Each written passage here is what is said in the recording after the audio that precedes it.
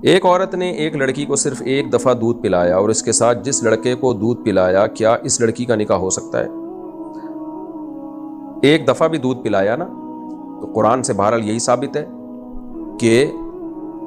مطلق بس دودھ پلانے سے ہی حرمت ثابت ہو جاتی ہے۔ اگرچہ ایک روایت میں آتا ہے، صحیح حدیث میں آتا ہے کہ 5 دفعہ کے بغیر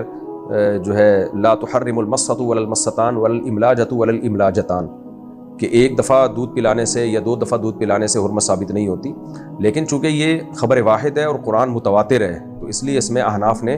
قرآن کو ترجیح دی ہے کہ مطلق دودھ پلانے سے چاہے ایک قطرہ بھی چلا جائے، ہاں یقین ہو ایک قطرہ بھی اگر بچے کے پیٹ میں چلا گیا تو حرمت ثابت ہو جائے گی، کیونکہ اللہ نے کہا ہے کہ وَأُمَّهَاتُكُمُ اللَّاتِي أَرْضَعْنَكُمْ، وہ مائیں جنہوں نے تمہیں دودھ پلایا ہو، تو اس میں ایک قطرے کا بھی اللہ نے فرق نہیں رکھا۔ اب سوال یہ پیدا ہوتا ہے کہ نبی کی حدیث ایک طرف اور اللہ کا کلام ایک طرف، تو آپ نبی کی حدیث کو اللہ کے کلام کے مقابلے میں رد کیوں کر رہے ہو؟ بھائی اللہ کے کلام کی تفسیر سمجھو۔ اس کے 2 جواب میں، پہلی بات تفسیر کی ضرورت وہاں ہوتی ہے جہاں اجمال یا ابہام ہوتا ہے، یہاں تو بالکل واضح اللہ نے فرما دیا کہ مطلق دودھ پلایا ہے بس اس کو۔ اور دوسری بات یہ کہ اگر یعنی ایسا نہیں ہو رہا کہ اللہ کے مقابلے میں نبی کی بات کو رد کیا جا رہا ہے، نہ نبی کی بات کو رد نہیں کیا جا رہا، بات یہ ہے کہ نبی کی بات ہم تک جو پہنچی ہے وہ خبر واحد کے ذریعے پہنچی ہے، تو اس میں تھوڑا سا بہرحال امکان ہے کہ شاید یہ ثابت نہ ہو، کیونکہ خبر واحد ظنی ہوتی ہے، 100% یقینی نہیں ہوتی، اور قرآن جو ہے وہ 100% یقینی ہے، اس کے ایک حرف میں کوئی امکان ہی نہیں ہے کہ وہ کوئی تحریف ہوئی ہو یا کسی نے غلط بیانی کی ہو۔ تو نارملی حدیث بھی حجت ہے،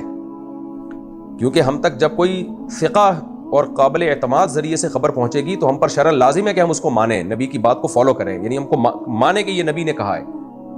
لیکن اگر وہ بات ہم تک خبر واحد سے پہنچی یقینی ہے، لیکن اس کے مقابلے میں جب قرآن ہوگا تو قرآن بہت زیادہ یقینی ہے، تو جب بہت زیادہ یقینی چیز کے مقابلے میں ہوتی ہے تو پھر بہت زیادہ یقینی کو ترجیح دی جاتی ہے۔ تو یہ مطلب نبی کی بات کو رد کرنا نہیں ہے، بھائی نبی کی بات جو ہم تک پہنچی وہ اتنا مستند ذریعہ نہیں ہے جتنا مستند ذریعہ قرآن ہے، تو اس لیے